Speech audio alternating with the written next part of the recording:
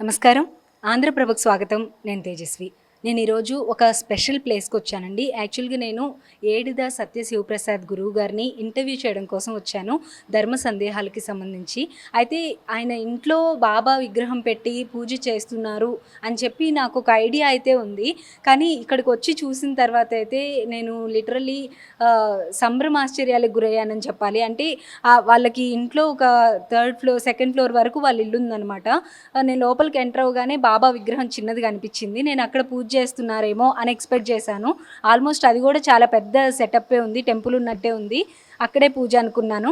కానీ ఇది కాదమ్మా, పైకి వెళ్ళండి, పైకి నేను వస్తున్నానని చెప్పారు. వచ్చి చూసేటప్పటికి నేనైతే షాక్ అయ్యాను. రండి మీకు కూడా చూపిస్తాను. మొత్తం అసలు ఇంట్లోనే ఒక ఆలయాన్ని ఏర్పాటు చేశారనమాట. చూస్తే ఇక మనం ఒక స్మాల్ షిరిడీకి వెళ్ళాం అనుకున్నట్టుందనమాట. లోపలికి రాగానే ఒక ఫ్లోర్ అంతా కూడా, ఇంట్లో ఒక ఫ్లోర్ అంతా కూడా ఆలయం చేసేసారు. మనం చూడొచ్చు బాబా ఎంత చక్కగా అనిపిస్తున్నాడో. అందులో జీవం ఉట్టి పడుతుంది విగ్రహం చూస్తుంటే చక్కగా. అలానే ఈ విగ్రహంకి, బాబా వారి యొక్క మూర్తికి ఒక ప్రత్యేకతలు అయితే చాలా ఉన్నాయంట. ఈ ఇందులో బాబా విగ్రహంతో పాటుగా ఇక్కడ అమ్మవారికి పూజా కార్యక్రమాలు కానీ, సీతారాముల వారి కళ్యాణం కానీ, అలాగే శివయ్యకి రుద్రాభిషేకం కానీ, ఇవన్నీ కూడా చాలా నియమనిష్టలతో మన ఆగమ శాస్త్రం ప్రకారం చాలా చక్కగా చేస్తూ ఉన్నారు.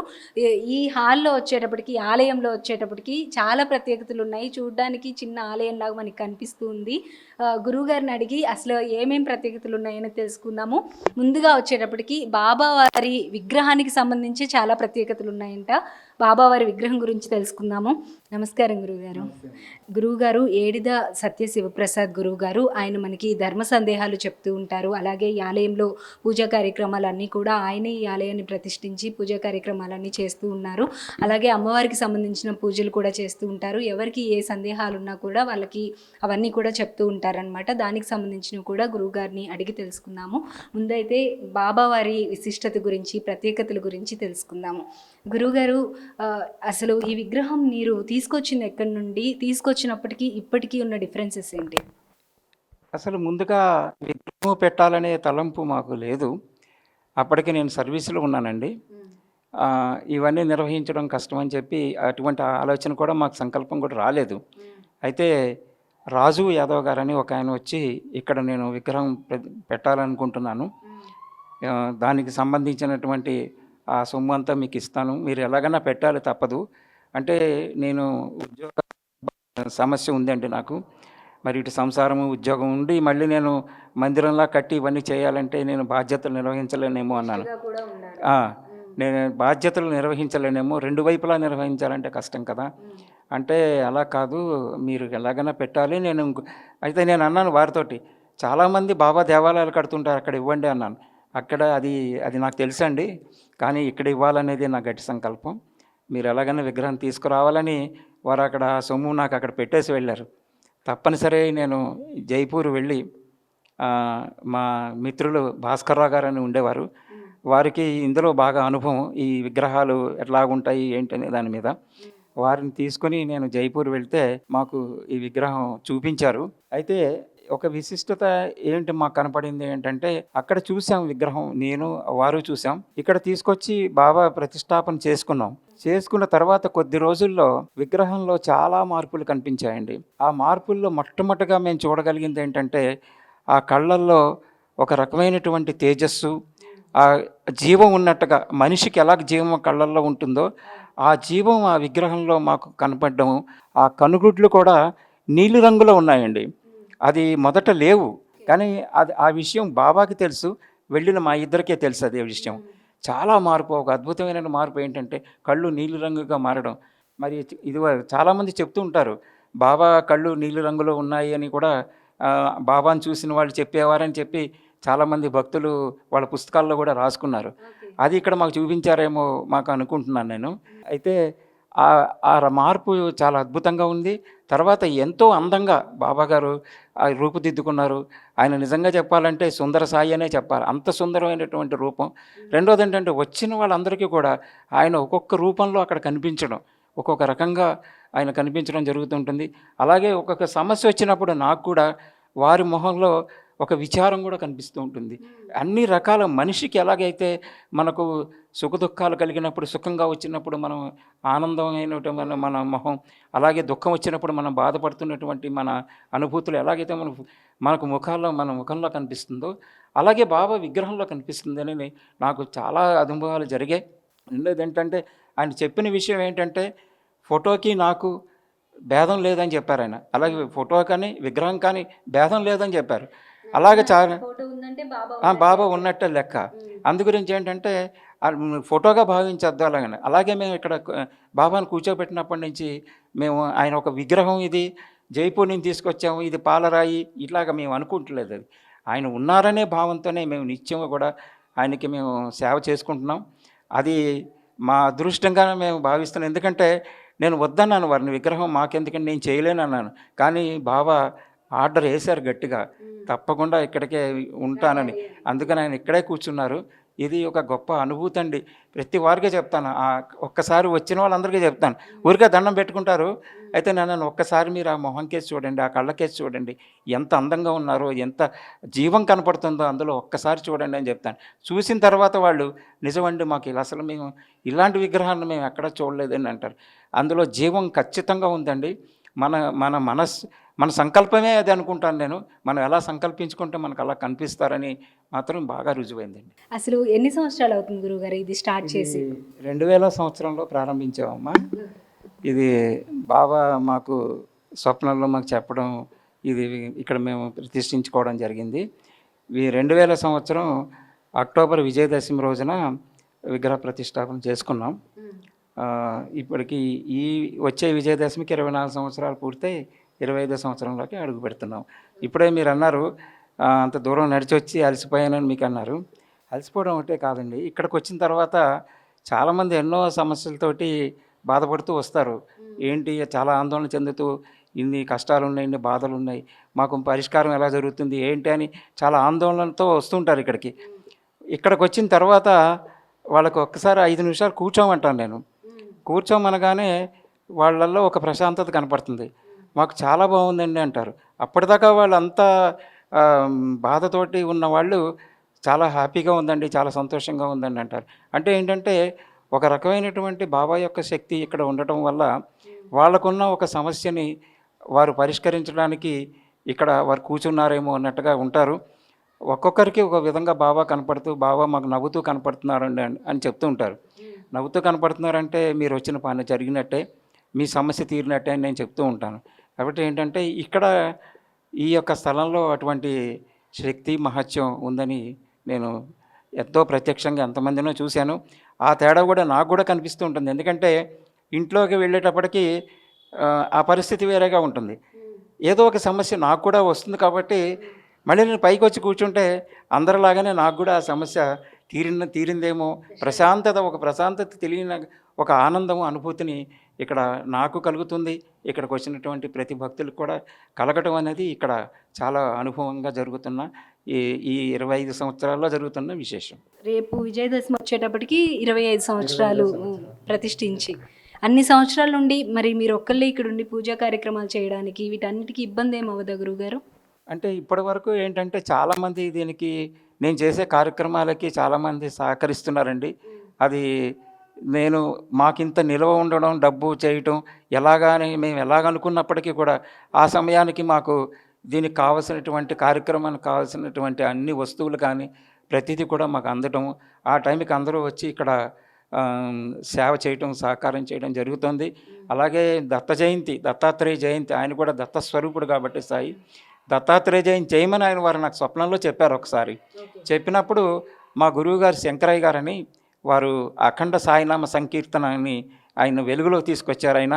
ఓం సాయి, శ్రీ సాయి, జై జయ సాయి అనే నామాన్ని వారికి బాబా ఇచ్చారండి ఒకప్పుడు షిరిడీలో. ఆ నామాన్ని వారు మన రాష్ట్రమే కాదు మన దేశం అంతా కూడా ప్రచారం చేశారు. అలాగే విదేశాల్లో కూడా ఈ నామ సంకీర్తన తీసుకెళ్ళి ప్రచారం చేశారు. అప్పుడు వారి దగ్గరికి వెళ్ళి, బాబా నాకు ఇలాగా దత్తాత్రేయులు దత్త జయంతి చేయమంటున్నారు, అసలు నాకు దత్త జయంతి అంటే ఏంటో తెలియదు, నేను ఎలా చేయగలను? అప్పటికే నా వయసు 34-35 సంవత్సరాలు ఉంటాయి ఆ టైంకి. అప్పుడు వారు అన్నారు, బాబా చెప్పారు కాబట్టి జరుగుతుంది, చేద్దాం మనం తప్పకుండా అన్నారు. వారి చేత 1991 డిసెంబర్లో నేను మొట్టమొదటి దత్తాత్రేయ జయంతిని వారి చేతుల మీదుగానే ప్రారంభించడం జరిగిందండి. అది ఇప్పటి వరకు కొనసాగుతూనే ఉంది. మొన్న లాస్ట్ ఇయర్ వరకు కూడా మేము దత్త జయంతి 32 దత్త జయంతుల కార్యక్రమాలు చేసుకున్నాం. అలాగే గురు పూర్ణిమ చేయాలనేది నా సంకల్పం అండి. అది ఎందుకు గురు పూర్ణిమ చేయాలనుకుంటే, నాకు మరొక పరోక్షమైన గురువుగారు మాస్టర్ ఎక్కిరాల భరద్వాజ్ గారు, వారు ఒంగోలులో ఉండేవారు. అసలు సాయినాథుడికి ఆంధ్రదేశానికి పరిచయం చేసిన వ్యక్తులు వారే. అలాగే అవధూతలు అంటే ఏంటి ఇవన్నీ కూడా పరిచయం చేసి, సాయి లీలామృతం పుస్తకం రాసి, అవధూతల గురించి పుస్తకాలు రాసి వారెంతో మనందరికీ తెలుగు వారందరికీ కూడా అందించిన మహానుభావులు ఎక్కిరాల భరద్వాజ్ మాస్టర్ గారు. నేను ఉత్తరాలు రాయటం, వారు నాకు జవాబులు ఇవ్వటం, నా సందేహాలు తీర్చడం ఆ రోజుల్లో నాకు జరిగింది. అయితే వారు గురు పూర్ణిమ విశిష్టత గురించి కూడా చాలాసార్లు వారు ప్రసంగించడం జరిగింది. అప్పుడు నా మనసులో గురు పూర్ణిమ కూడా మనం ఎందుకు చేయకూడదనే సంకల్పం ఒకరోజు పూజలో కూర్చుండగా నాకు వచ్చిందండి. అప్పుడు ఈ గురు పూర్ణిమని నేను వారం రోజులు కార్యక్రమాన్ని, గురు పూర్ణిమకి వారం రోజుల ముందు సాయి సచరిత్ర పారాయణలు, అలాగే శ్రీ గురు చరిత్ర పారాయణలు చేయటం, ఏదో మా యథాశక్తి కొంతమందికి అన్నదానం చేయటం, ఇట్లాంటి కార్యక్రమాన్ని చేయటం. ఆ రోజుల్లో ఇంకా పూర్తిగా బాబా గురించి తెలియని వాళ్ళందరికీ కూడా నేను సాయి చరిత్ర పుస్తకాలు తీసుకొచ్చి వాళ్ళందరికీ ఇవ్వటం, వాళ్ళని చదవమని చెప్పడం, ఈ విధంగా కూడా కొంత ప్రచారం చేసుకునేటువంటి భాగ్యం నాకు కలిగింది. అప్పుడు భరద్వాజ్ మాస్టర్ గారు అన్నారు, నీకు సాయి అనుగ్రహం సంపూర్ణంగా కలిగింది, నీ జీవితాన్ని సాయి సేవకు అంకితం చెయ్యని వారు నాకు ఉత్తరం రాయడం జరిగిందండి.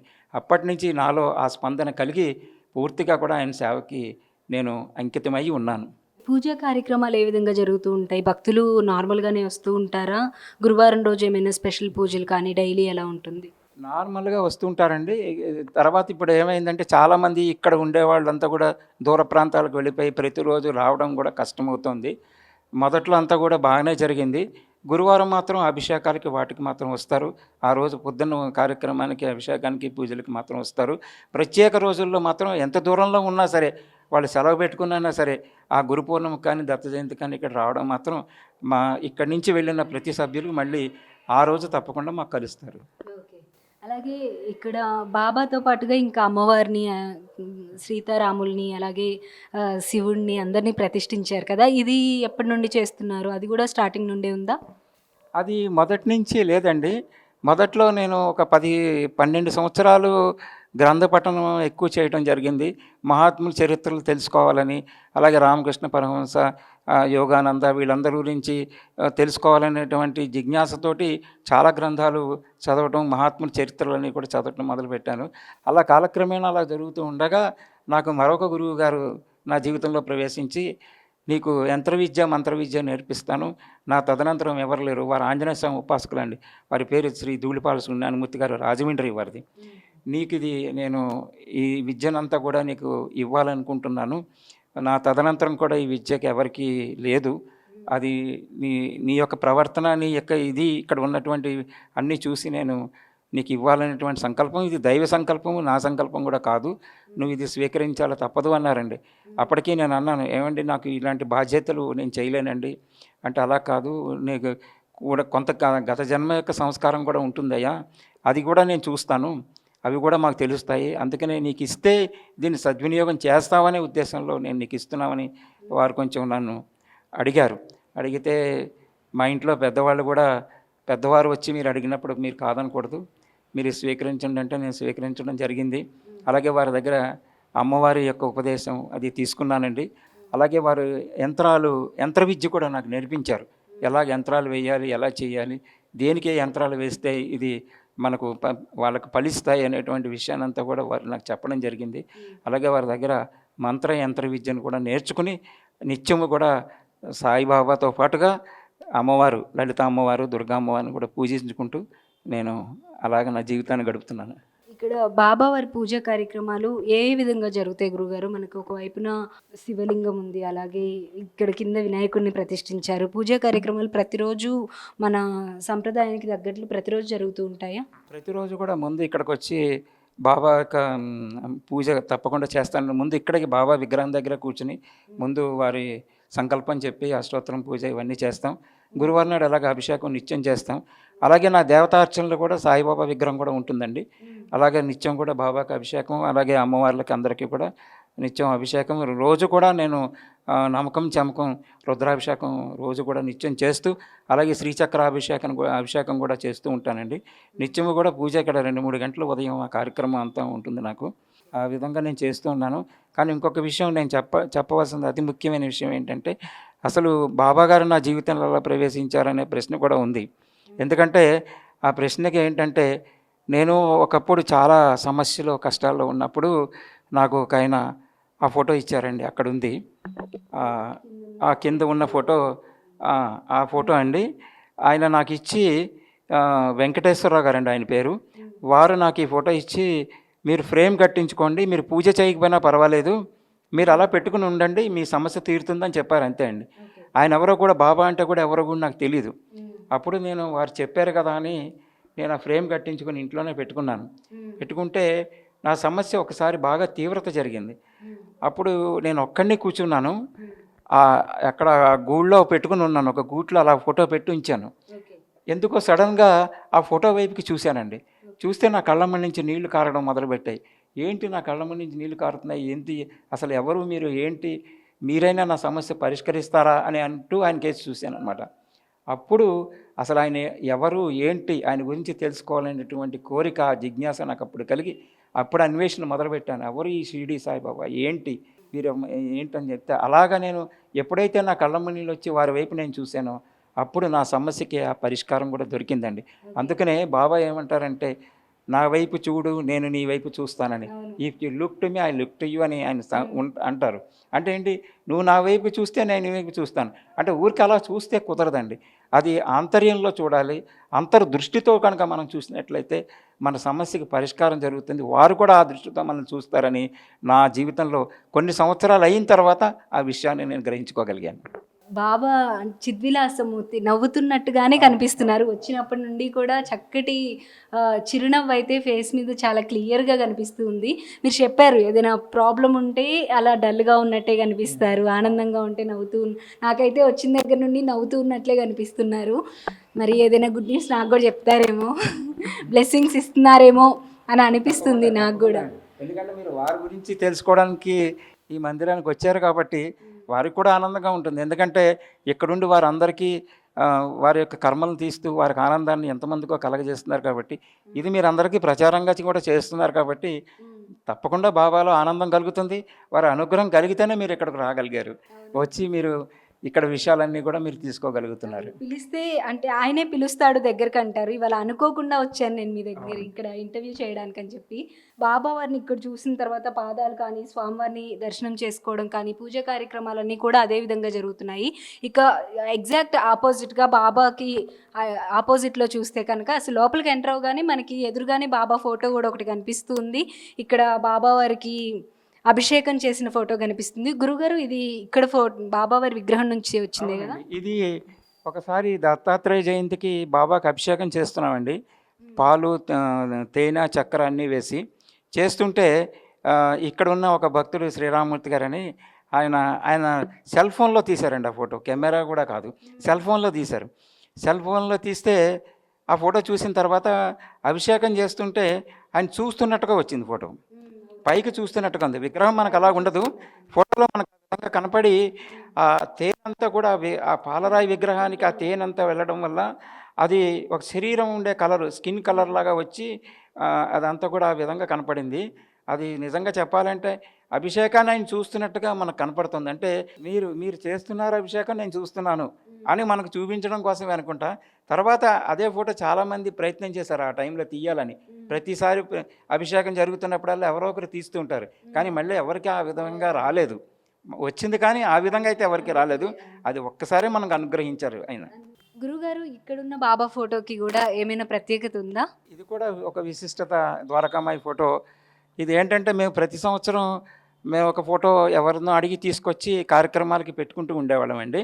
అయితే ఒకసారి మా గురువు గారు శంకరయ్య గారు అన్నారు, పెద్ద ఫోటో మనకు ఉంటే బాగుంటుంది కదా అని అన్నారు. అయితే సరిగ్గా నేను ఎదురుగుండా ఇంట్లో రెంట్కి ఉండేవాడిని. మా పక్క ఇంట్లో ఆయన ఆర్టిస్ట్ అటండి. నాకు తెలీదు చాలా కాలం వరకు. తర్వాత వారేమో నా కార్యక్రమాలు చూసి ఒక బాబా ఫోటో వేసి ఇవ్వాలి వీళ్ళకి అని అనుకున్నారట. తర్వాత వారి సతీమణి ద్వారా నాకు తెలియజేశారు.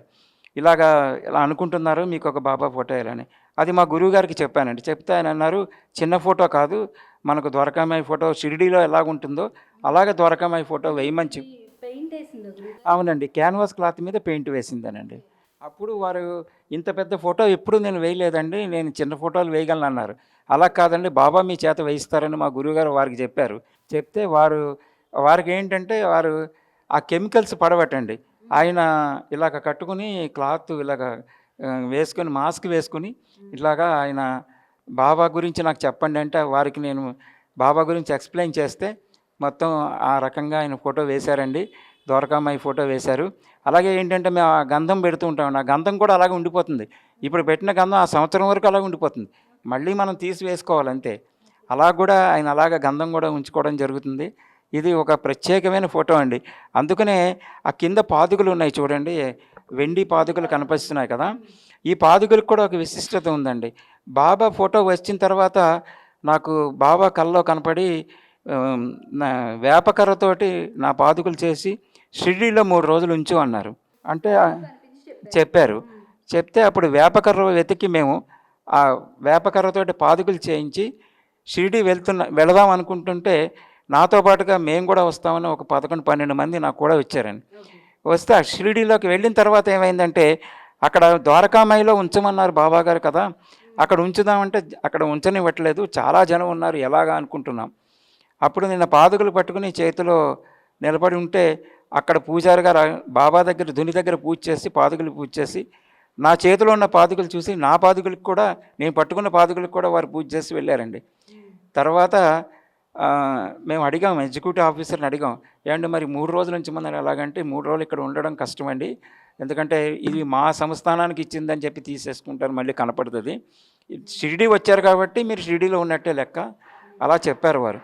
తర్వాత ఒకరోజు సాయంత్రం 6 గంటల టైంలో మేము ద్వారకామాయి వైపు వస్తున్నాం. హారతి టైంలో హారతి అవుతుంది కానీ ద్వారకామాయిలోకి వెళ్ళగానే అక్కడ ఒక ఆశ్చర్యకరమైన విషయం ఏంటంటే అక్కడ ఎవరూ లేరండి, భక్తులు లేరు, సంస్థానంలో ఉండే సెక్యూరిటీ పర్సన్స్ ఎవరూ లేరు, మేము తప్ప ఎవరు లేరు ద్వారకామాయిలో. అంటే హారతి అయ్యే వరకు బాబా మాకు ఆ ద్వారకామాయి అప్పచెప్పారు. అంటే ద్వారకామాయిలో ఉంచమని చెప్పారు కదా నా కల్లో. అందుకని ఆ విధంగా ఎవరిని మనుషుల్ని లేకుండా అక్కడ మేము మాత్రమే అక్కడ ఉండేటట్టుగా చేసి హారతి అయిన 20 నిమిషాలు 25 నిమిషాల వరకు కూడా ద్వారకామాయిలో మేము అక్కడ ఆ ద్వారకామాయిలో ఆ పాదుకలు పెట్టి హారతి అయ్యే వరకు ఉండి మేము తీసుకొచ్చాం అనమాట.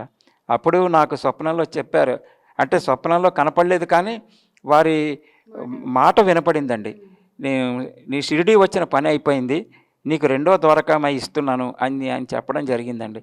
అంటే ద్వారకామాయి ఫోటో వేయించుకున్నారు, నీకు ద్వారకామాయి ఇచ్చానని ఆయన చెప్పడంలో అర్థం ఏంటంటే నేను ఆయన చేత వేయించి నీకు ఇచ్చాననే మాట కూడా మాకు అర్థమైంది. అలాగే దీని యొక్క విశిష్టత ఇది. ఆ వేసినటువంటి ఆర్టిస్ట్ యొక్క గొప్పతనం కూడా, ఆయన చిన్న ఫోటో గత పెద్దది వేయలేను, ఆయన మొదటిసారి వేయటం జరిగింది. ఆయనకి కెమికల్స్ కూడా పడ్డాయండి, వేసే వరకు కూడా పడ్డాయి ఆయనకి, ఎలాంటి ఇబ్బంది కూడా ఆయనకి ఏం కలగకుండా వేశారు ఆయన. అది ఒక గొప్ప విశిష్టత అండి ద్వారకామాయి ఫోటో మాకు. గురుగారు ఇక్కడ మనకి బాబావారి విగ్రహంతో పాటుగా కింద సీత లక్ష్మణ ఆంజనేయ స్వామి సమేతంగా రాముల వారు దర్శనమిస్తున్నారు. అలాగే పక్కన అమ్మవారు, ఆ తర్వాత పంచముఖ ఆంజనేయ స్వామి, ఇంకా శివుడు, అందరు దేవుళ్ళు దర్శనమిస్తున్నారు. ఇక్కడ ఈ పూజా కార్యక్రమాలు ఎలా జరుగుతూ ఉంటాయి? ఈ పూజా కార్యక్రమం నిత్యము జరుగుతుందండి. అది మొత్తం కార్యక్రమం అంతా రుద్రాభిషేకం చేయటం, అమ్మవారికి ఇది సకల దేవతలకి కూడా అక్కడ అభిషేకం చేయటం, నేను దేవతార్చన మొత్తం చేయటం, అలాగే కుంకుమార్చన అమ్మవారికి ఆ మేరునికి కుంకుమార్చన చేయటం, ఇవి నిత్య కార్యక్రమాలు మాకు జరుగుతూనే ఉంటాయండి. రాముల వారి కళ్యాణం అవి కూడా చేస్తూ ఉంటారు గురుగారు? గతంలో కళ్యాణం చేసామండి. తర్వాత కొంతమంది సభ్యులు ఇక్కడి నుంచి దూరం అయిపోవడంతో కొంత నాకు అనుకూలత జరగలేదు. కానీ ఆ కళ్యాణం ఇప్పుడు ప్రస్తుతం అయితే జరగట్లేదు. గతంలో కళ్యాణం చేసాము. నిత్యము కూడా ఇక్కడ సుందరకాండ పారాయణ చేయటం అవన్నీ జరుగుతూ ఉంటాయి. ఎవరు ఉన్నా లేకపోయినా కార్యక్రమం మాత్రం జరుగుతూనే ఉంటుంది. ఏ దేవుడికి ఎలా పూజ చేస్తారు అంటే అక్కడ మనకి యంత్రాలు, శ్రీచక్రాలు అవి కనిపిస్తూ ఉన్నాయి. యంత్రాలు ఏంటంటే గురువుగారి దగ్గర నేను యంత్ర విద్య నేర్చుకున్నానండి. అది వారు సమస్యలను బట్టి వారికి యంత్రాలు ఇవ్వటం, వారికి ఇంటి సమస్య గురించి కానీ, ఆరోగ్య సమస్య గురించి కానీ, లేకపోతే వేరే ఇతర వారి యొక్క బిజినెస్కి సంబంధించిన సమస్యలు కానీ వచ్చినప్పుడు దానికి సంబంధించిన యంత్రం వాళ్ళకి ఏది ఇస్తే అది వాళ్ళకి పనిచేస్తుంది, ఏ విధంగా మనం ఎటువంటివి ఇవ్వాలనేది ఆలోచించి వారికి ఆ యంత్రాలు ఇచ్చి నిత్యం కూడా ఆ యంత్రాలన్నిటికీ కూడా నేను పూజ చేసి ఇస్తూ ఉంటానండి. ఇక్కడ దేవుళ్ళు అందరూ చాలా మంది కనిపిస్తూ ఉన్నారు. అసలు ఏ దేవుడికి ఏ విధంగా పూజలు జరుగుతాయి వరుసగా కొంచెం ఎక్స్ప్లెయిన్ చేస్తారా? అక్కడ ఉన్నది సంతోషమాత. అది కూడా మేము కోరుకోలేదండి. కోరుకోకుండానే మాకు పాలరాతి విగ్రహం మాకు ఇచ్చారు. అది అప్పటి నుంచి సంతోషమాతకి శుక్రవారం పూజ, ఆవిడకి అభిషేకం చేసి ఆవిడకి పూజ చేయడం ప్రతి శుక్రవారం జరుగుతుంది. ప్రతి శుక్రవారం రోజు నిత్యం అమ్మవారితో పాటుగా శుక్రవారం ప్రత్యేకంగా సంతోషమాతకి పూజ చేయడం మాత్రం జరుగుతుంది. పంచముఖ ఆంజనేయ స్వామికి ప్రత్యేకత ఉంటుంది అంటారు కదా. నార్మల్గా ఆంజనేయ స్వామి విగ్రహం కంటే ఇంకా పంచముఖ ఆంజనేయ స్వామి ఉంటే ఆ విలువ ఇంకా పెరుగుతుంది అంటారు. శక్తి ఇంకా పెరుగుతుందండి. అంటే ఒక్కొక్క సమయంలో ఆయన యొక్క శక్తిని చూపిస్తూ ఉంటారు. కోపం వచ్చిన అవతారంగా అట్లాగా ఒక్కొక్క శక్తిని చూపించడంలోనూ ఆ పంచముఖాల్లోనూ వారు చూపించేటువంటి శక్తి మనకు కనపడుతుంది. ఆ పంచముఖాల్లో మొత్తం శక్తి అంతా ఒకటే విగ్రహంలో ఉంది. కానీ ఆ పంచముఖాలు చూపించడంలో ఏంటంటే 5 విధాలుగా ఆయన శక్తిని మనకు చూపిస్తారు అని చెప్పి చూపించడం కోసం ప్రసరిస్తూ ఉంటారని చెప్పి ఉంది అనమాట. ఇవి అమ్మవారి పూజ అండి. ఇది శ్రీచక్రం అక్కడ పెట్టి తారాదేవి కూడా పూజ చేస్తుంటాం. పంచదశ ఇవి అంటారు కదా, వాటిల్లో పంచమహావిద్యలు వాటిల్లో ఈ తారాదేవి రెండో ఆవిడండి. మొదటి ఆవిడ కాళికాదేవి అయితే రెండో ఆవిడ ఈ తారాదేవి. ఆవిడ కూడా శక్తివంతమైనదే అమ్మవారు కూడా. పంచమహాదశ విద్యలు అంటారు వీటిని. వాటిల్లో పంచమహాదశ విద్యల్లో తార రెండో అమ్మవారు. తర్వాత మనకి ఇంకా సీతారాములు వారు. అలాగే ఇక్కడ ఏంటంటే నాకు రాముడు అనుగ్రహం కూడా కలిగిందండి. కారణం ఏంటంటే ఆంజనేయ స్వామి నాకు వారు ఉపదేశం చేసిన తర్వాత నాకు స్వామి కళలో కనపడి విగ్రహంగా రూపంలోనే కనపడి శ్రీరామ రక్ష స్తోత్రం చేయమని చెప్పారు నాకు. అప్పుడు రామరక్ష స్తోత్రం అంటే ఏంటో కూడా నాకు తెలియదు. 10 మందికి రామరక్ష స్తోత్రాన్ని చెప్పు, ఇది 1000 కాపీలు ప్రింట్ చేయించాను ఆయన సంఖ్య కూడా చెప్పారు. ఎందుకు చెప్పారో తెలియదు కానీ 1000 కాపీలు ప్రింట్ అన్నారు. ఆ విధంగా నా కళ వస్తే తెల్లారి మా గురువుగారు అనుకోకుండా వచ్చారు. ఏమంటే గురువుగారు, మరి నాకు స్వామి ఇట్లా చెప్తున్నారు, రామరక్ష స్తోత్రం అంటే కూడా నాకు తెలియదు, 1000 కాపీలు అని చెప్తున్నారండి అన్నారు. 1000 కాపీలు అన్నారా స్వామి, నేను ఇంకో 1000 కూడా వేస్తాను, నేనే వేస్తాను, మొదట నా పేరు నేనే ఫస్ట్ కాపీలు అవే వేయిస్తానని గురువుగారు అనడం. అలాగే మేము కాపీలు వేయించడం, ఆ రామరక్ష స్తోత్రం గురించి తెలుసుకుని నేను 1000 కాపీలు వేయించాం. హనుమాన్ చాలీసాతో పాటు వేయించాం. కొంతమంది హనుమాన్ చాలీస కూడా చదవాలి కదా అనే ఉద్దేశంలో వేయించామండి. అలా కాలక్రమేణా ఏంటంటే అది ప్రతి సంవత్సరం అవి అయిపోవడం, మేము ఇవ్వడం. చాలామందికి పుస్తకం చదివిన తర్వాత మాకు బాగుందండి, మా పరిస్థితులు బాగుందని చెప్పడం. ఎవరన్నా షిరిడి వెళ్ళినా, ఇంకో క్షేత్రానికి వెళ్ళినా నేను ఒక 500 600 కాపీలు వాళ్ళకి ఇచ్చేయడం, అక్కడ పంచిపెట్టమనడం. అది దాని మీద అడ్రస్ చూసి నాకు ఉత్తరాలు రాసేవారు. అప్పట్లో ఫోన్లు లేవు కదండి, సెల్ ఫోన్స్ లేవు కదా, లెటర్స్ రాసేవారు. ఇలాగా మీ పుస్తకం అందింది, మాకు రామరక్ష స్తోత్రం జరిగి పరిష్కారం జరిగిందని ఉత్తరాలు ఇంకా కాపీలు కావాలని రాయడం జరిగింది. అయితే ఇది అనుగ్రహం ఎంతవరకు కలిగింది ఏంటి అనేది ఒక విశిష్టత ఏంటంటే, నేను ఎప్పుడు భద్రాచలం చూడలేదండి. ఒకసారి అనుకోకుండా మా బంధువుల ఎవరితో వివాహం కొత్తగూడెంలో అయితే, సరే ఇదే అవకాశం వచ్చింది, స్వామి కార్యం స్వకార్యం రెండో జరుగుతాయని అంటారు కదా, అలాగే ఆ వంకన నేను భద్రాచలం లాగారు నన్నానికి.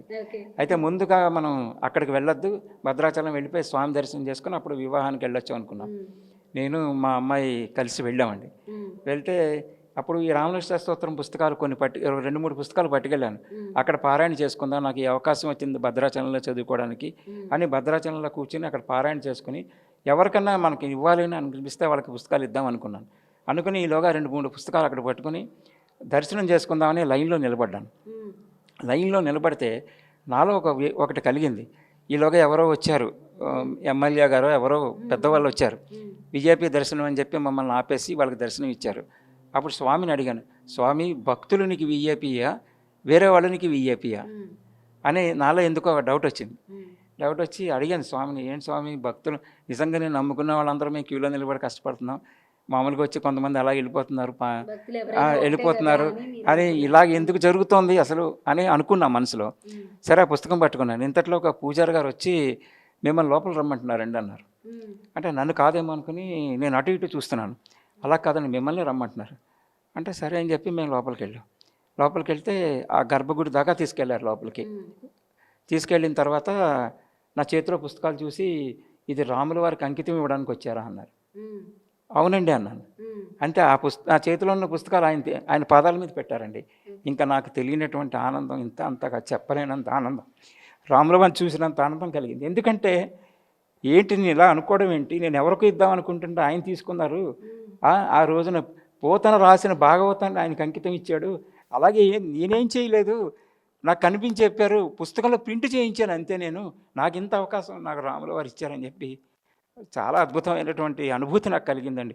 అప్పుడు అనుకున్నా, విఐపీలు చూస్తారైనా వాళ్ళే కాదు భక్తులు కూడా విఐపీలే అని నాకు అర్థమైంది. ఇప్పుడు ఆలయానికి రావాలనుకునే వాళ్ళు ఎవరైనా పర్లేదా, రావచ్చా ఇక్కడికి? రావచ్చమ్మా, అందరూ రావచ్చు. కానీ నాకు ఫోన్ చేస్తే తప్పకుండా నేను ఉన్నాను లేననే విషయం కూడా తెలుస్తుంది. తప్పకుండా అందరూ రావచ్చు. ప్రతిరోజు నేను సాయంత్రం ఉంటాను, ఎందుకంటే ఎక్కడికి వెళ్ళను, సాధారణంగా వెళ్ళను. ఎందుకంటే సాయంత్రం కూడా ఇక్కడ దీపారాధన చేసి ఇక్కడ పారాయణవి చేసుకోవడం, తర్వాత ఎవరికైనా సమస్యలు వస్తే వాడికి చెప్పడం, వాళ్ళకి ఏమైనా జాతకాలు ఏమైనా ఉంటే చెప్పడం, సమస్యలు ఏమైనా ఉంటే చెప్పడం, ఆ విధంగా చేస్తూ ఉంటాను. గురువారం రోజు తప్పకుండా ఉంటారా? ఉంటానండి, గురువారం నాడు తప్పకుండా ఉంటాను. థ్యాంక్ యూ గురుగారు, చాలా చక్కగా అమ్మవార్లందరి గురించి, ఇక్కడున్న దేవుళ్ళందరి గురించి వివరించారు. చక్కగా ఒకే ఆలయానికి, ఒక ఇంటికి వస్తే పైన ఆలయం ఉంది, ఆలయంలో ఇంతమంది సకల దేవతల దర్శనం ఒకే దగ్గర అయింది, ఒకే దగ్గర కల్పించారు గురుగారు. థ్యాంక్ యూ సో మచ్ గురుగారు. మొత్తం బాబావారి ఆలయం గురించి కానీ, ఇక్కడున్న దేవతామూర్తులందరి గురించి కానీ, వాళ్ళకి జరిగే పూజా కార్యక్రమాల గురించి కానీ చాలా చక్కగా వివరించారు. చాలా ఓపికగా. ధన్యవాదాలు గురుగారు. నాకు ఇలాంటి అవకాశం నాకు కలిగించిన మీ ఆంధ్రప్రభ ఛానల్ వారికి కృతజ్ఞతలు తెలుపుకుంటున్నాను. ఇది ఎప్పుడు కూడా నేను ప్రచారంగా చెయ్యాలనేది సంకల్పం నాకు గత 30 ఏళ్ళ నుంచి ఎప్పుడు అనుకోలేదు. బాబాని పంపించిన వాళ్ళే మా మందిరానికి వస్తారనే సంకల్పంతో ఉండేవాడిని. కానీ ఇప్పుడు ఈ మందిరం గురించి తెలుసుకుని వచ్చి ఇప్పుడు 10 మందికి ఈ విషయాన్ని తెలియచేయటం కూడా బాబా అనుగ్రహమనే నేను అనుకుంటున్నాను. నాకు ఈ అవకాశం ఇచ్చినందుకు చాలా సంతోషం. అందరికీ కూడా ఈ ఛానల్ వీక్షిస్తున్న వారందరికీ కూడా నాకు అందరికీ కూడా బాబా అనుగ్రహం అందరికీ కలగాలి, వారందరికీ కూడా ఆయురారోగ్య ఐశ్వర్యాలు ప్రసాదించాలని భగవంతుడిని కోరుకుంటున్నాను. సాయిరామ్. అయితే మనకి గురువారం రోజు అయితే తప్పకుండా గురువుగారు ఉంటారు. ఒకవేళ మేము కాంటాక్ట్ నెంబర్ డిస్క్రిప్షన్లో ఇస్తాము, కాల్ చేయాలనుకునే వాళ్ళు ఆ నెంబర్కి కాల్ చేసి కూడా ఆలయానికి రావాలనుకున్న రావచ్చు. మీకు ఏదైనా సమస్యలు ఉన్నా, ఏదైనా తెలుసుకోవాలన్నా సరే ఇక్కడికి గురువుగారి దగ్గరకు వచ్చి సంప్రదించవచ్చు. అడ్రస్ వచ్చేటప్పటికి మనకి ఎర్రగడ్డ మెట్రో స్టేషన్ నుండి వాకబుల్ డిస్టెన్సే ఉందండి. ఎర్రగడ్డ మెట్రో స్టేషన్ దగ్గర దిగ్గగానే జేకే పాయింట్ హోటల్ అని చెప్పి ఒక హోటల్ ఉంటుంది. ఆ హోటల్ పక్కనే ఉన్న గల్లీలో లోపలికి వస్తే కనుక కొంచెం ముందుకు రాగానే మనకి ఇందిరాగాంధీ స్టాచ్యూ కనిపిస్తుంది. ఇందిరాగాంధీ స్టాచ్యూ దగ్గర లెఫ్ట్కి తిరగగానే 3వ ఇల్లు. ఈ గల్లీలోకి వచ్చిన తర్వాత ఎవరినైనా అడిగినా కూడా చెప్తారు. చాలా ఈజీగా ఉంటుంది అడ్రస్ కూడా. అలాగే పెద్ద డిస్టెన్స్ కూడా ఏం లేదు, మెట్రో స్టేషన్ వచ్చి వాకబుల్ డిస్టెన్సే ఉంది. లోపలికి చక్కగా నడుచుకుంటూ అయినా రావచ్చు. Thank you so much. ఇది ఇవాళ ప్రత్యేక కార్యక్రమం. మంచి స్టోరీ, ఈరోజు టెంపుల్ స్టోరీ నేను మంచిది చూపించాను భక్తులకి అని అనుకుంటున్నాను. Thank you so much. Keep watching Andhraprabha.